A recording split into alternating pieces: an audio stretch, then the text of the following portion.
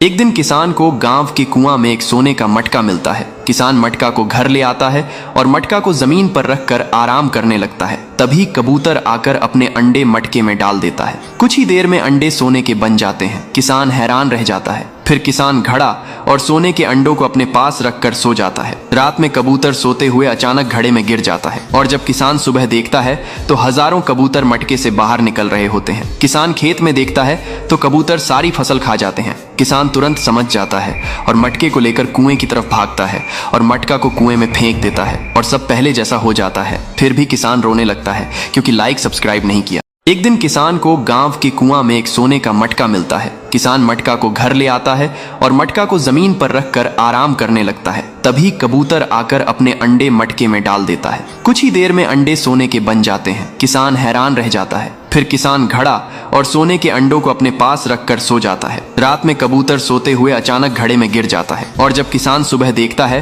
तो हजारों कबूतर मटके से बाहर निकल रहे होते हैं। किसान खेत में देखता है तो कबूतर सारी फसल खा जाते हैं। किसान तुरंत समझ जाता है और मटके को लेकर कुएं की तरफ भागता है और मटका को कुएं में फेंक देता है और सब पहले जैसा हो जाता है। फिर भी किसान रोने लगता है क्योंकि लाइक सब्सक्राइब नहीं किया।